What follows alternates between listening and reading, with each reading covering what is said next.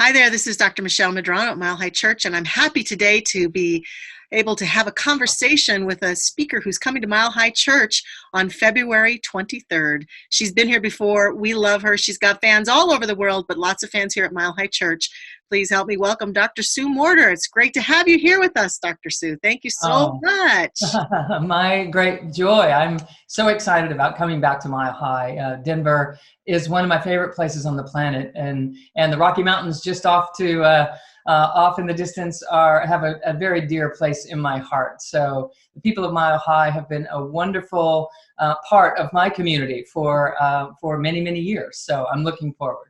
Good. Well, we know that you sure have a whole bunch of fans here at Mile High Church because the buzz has been really great after your latest book. And I was gifted the book, and I bought a number of copies and gave it to people and have really been enjoying your work. And so for those who don't know about you, tell us a little bit about yourself and how you got into this work. You've got some really wonderful phrases in your description of the workshop and your description of what you do that I think sound really wonderful. Like I'm looking at bioenergetic medicine and thinking, ooh, that's good.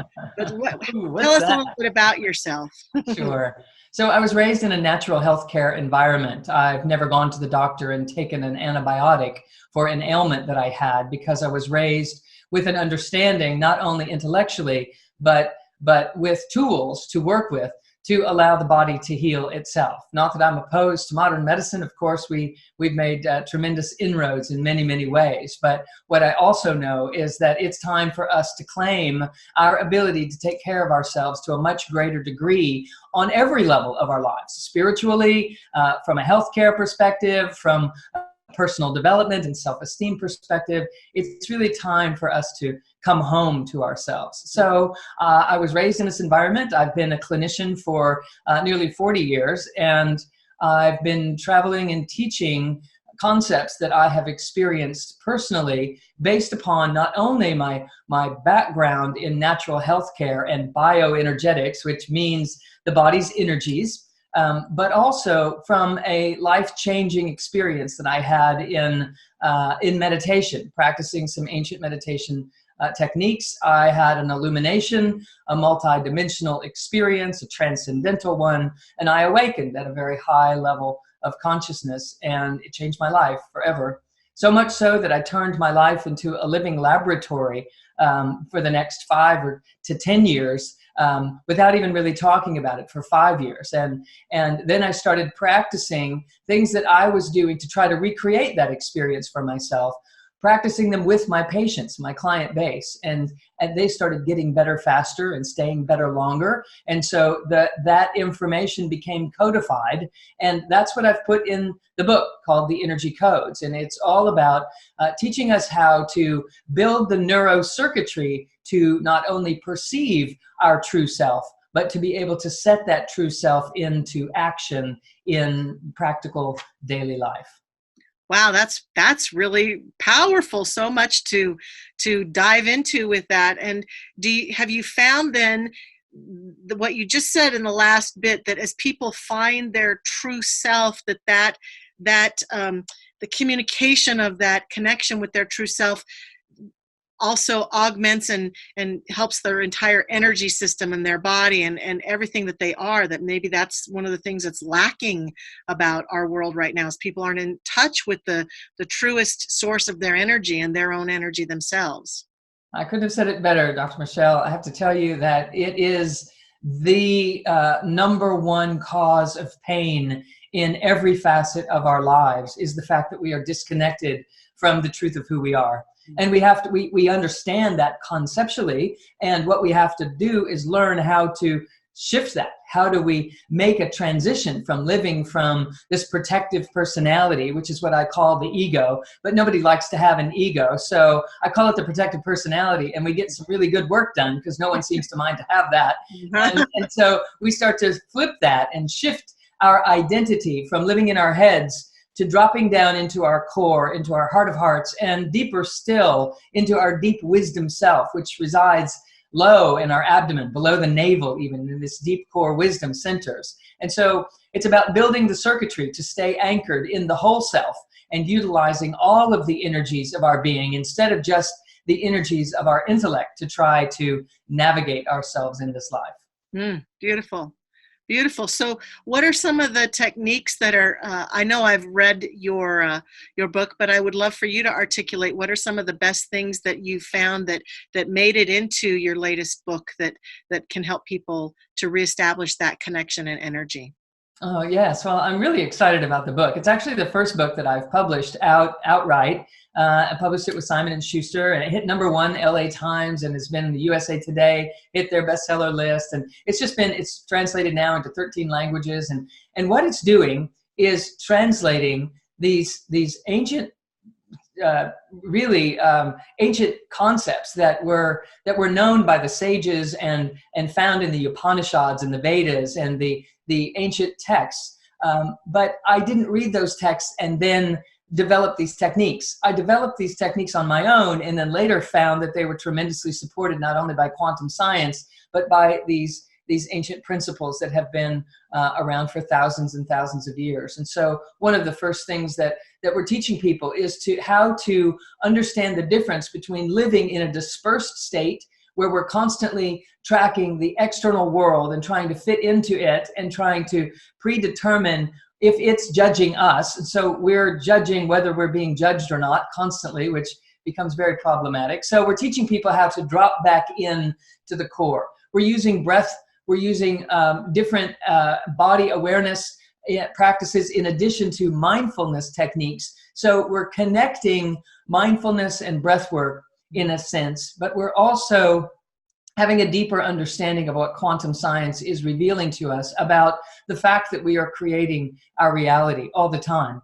And that as we're doing that, we're awakening to why we came here in the first place. We're polishing ourselves against the life experiences that are culminating around us, both consciously and subconsciously. What we've been calling in, we've been actually calling in so that we can awaken ourselves to a greater version of who we are. So life becomes not about surviving your circumstances, but rather leaning into your circumstances to recognize this is happening for me. And it's here to remind me of a greater version of myself than the one that I've been operating from, the one that I've been aware of or thinking that I was. And so we're tying these practices together, and when we address them all at the same time, there is a revelation that occurs, an opening that occurs for people right in the workshops that we're working with. We're noting changes, we're measuring changes that are happening in people's consciousness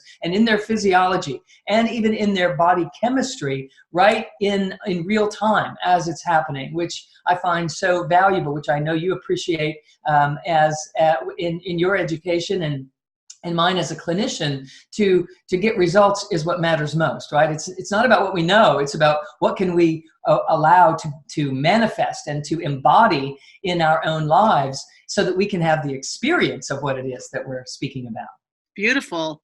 As you're talking, I'm getting this sense of excitement that I get sometime in this work as I imagine a world where everybody was awakened in the way that you're talking about, and how sometimes people pursue this work out of their own personal pain and suffering and just wanting to feel better. And there's this place where I feel like they cross over into not only can I feel better, but by my feeling better and being the wholeness that I am and contributing that to the world, I'm co-partnering to improve our whole world. And I often feel like, boy, if everybody just awakened to themselves, imagine the world that we could create together. It would be a whole new thing, I feel like, in so many arenas, in so many ways. And so what are some of the greatest awakenings that you've watched people have as they've healed and started to change their lives? I love what you said about their chemistry changing. So clearly you've probably seen some major physical healings right there in the midst of that, right? Absolutely. We're finding people are able to come off of medications that they've been on. We're finding that their pH is changing, which is just the basic bottom line chemistry of our system. And when it becomes too acidic, we have joint pain and we have allergies and asthmas and headaches and we have a lack of healing and difficulty digesting, and all kinds of physiological things are a byproduct of the fact that our cells are not swimming in the environment that they're designed to be swimming in. And so we're teaching people that not only the foods that you eat have an effect on your body chemistry, but the thoughts that you think consciously and subconsciously are creating a chemistry in your body. And so we're opening a trap door, if you will, between the conscious and the subconscious, and allowing those things to interact, and allowing us to up-level and upload into our conscious awareness issues that have been held at the subconscious level. And we're not just doing it with our mind, we're using the body and the breath to work with these energies collectively, because everything is energy. And if we can learn to work at the bottom line energetic level, we're actually manifesting at the foundational level of our reality here in the physical dimension. And so rather than going into our story and trying to unpack the story, I'm teaching people to work with the energy underneath the story and start to move that energy. For instance, if someone forgives something, they oftentimes have a physical relief, a release. Their body feels lighter. They physically feel different. And what we don't realize is that if we go straight into learning how to work with the energy, we can move the energy in the same way that it would be moving if we had forgiven something before we can even wrap our minds around how to forgive it. And it makes it easier to forgive if the energy is moving again through our system that got locked down the moment that we got hurt, or the moment that we were abandoned, or the moment that something happened that shut us into our protective selves instead of being able to live in our healing capacity. So yes, we're witnessing people healing physically. We're witnessing pain patterns disappear right on the spot, which sounds, phenomenal. And it is, I guess. It is miraculous what we're watching happen, but we're designed to be operating in a world beyond logical, so what I'm doing is tying the logical together in such a fashion that it allows people to let go enough to allow something bigger than the logical world to flow through their personal life experience as it is supposed to. So wow, that's wonderful. Yes, lots of good work happening, it sounds like. So in the description of your workshop that you're doing with us on February 23rd, it says it's an experiential workshop. And there are some people who go, yay, and there are other people who go, I don't know about that, because they want to just be lectured to, they want to learn. So can you give us some sense for those who are either excited or in either one of those camps? What does experiential mean to you? What kinds of experiences will you be offering those who attend the workshop? Michelle, I love your description. Some people are like, oh, not so much, no thanks. I was one of those people. I was so shy growing up. I slept on the floor of my closet as a kid growing up. And the fact that I now speak to 90,000 people live in flowing conferences on a regular basis kind of blows my mind. So I'm very sensitive to the person who's not so interested in, singing and dancing in front of a crowd of people. Right. It's not like that.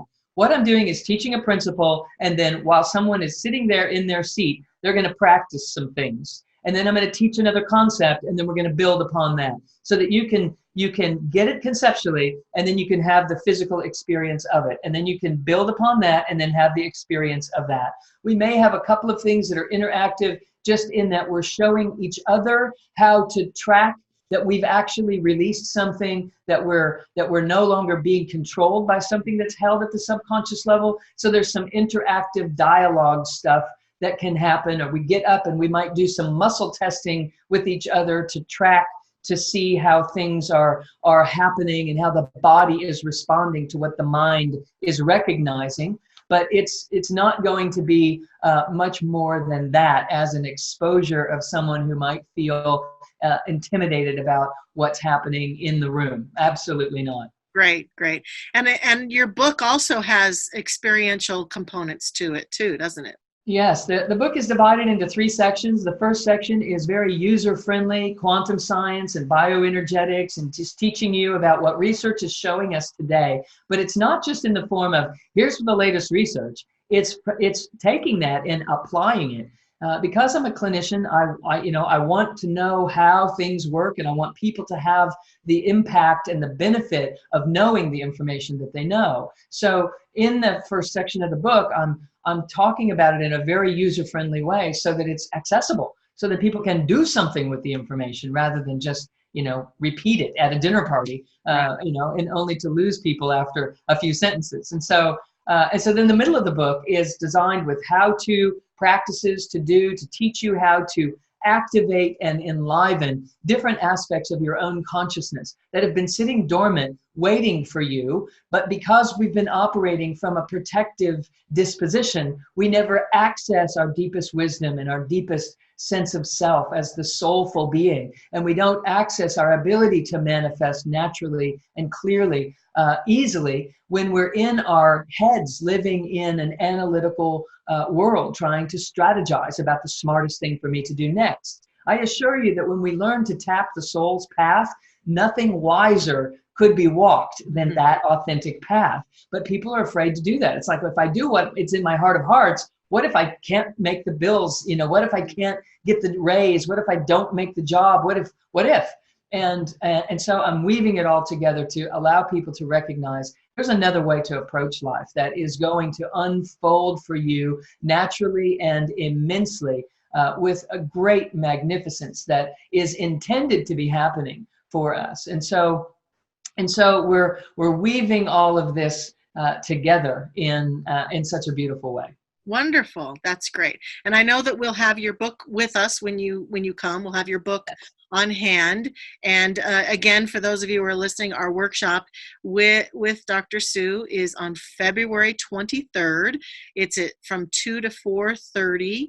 It's in the Vote Auditorium, and you can purchase tickets at milehighchurch.org, and high is spelled H-I, milehighchurch.org. And the tickets are $30 a piece. It's a very wonderful, reasonable workshop, and I think you're going to have a great time. And so is there anything more you would like to tell people about coming to this workshop before we sign off, Dr. Sue, that would help them to make that decision for themselves? You know, I would just say that this workshop is it's a user-friendly exploration into the application of what we know about the spiritual concepts of today. You know, we are in a wide open space of learning and tying things together, what science and history are showing us together in a beautiful, cutting edge fashion. And this workshop is going to allow you to recognize that you are the healer and that you are the awakened one. It's just a matter of building this neurocircuitry to be able to perceive yourself. We are all enlightened, but we don't perceive our enlightenment, and that's the problem. And so it's all about building the circuitry for you to perceive yourself at the most magnificent level possible. Your true soulful self chose to come here, and it's time for us to give it the life that it signed up for. And that's what we'll be doing in the workshop. Wonderful. Well, I am so looking forward to having you back here at Mile High Church again. And I know that it's going to be a great workshop. And so we'll see you on February 23rd then. I'm so looking forward. Thank Blessings you. to you all. All right. Blessings. Namaste. Namaste.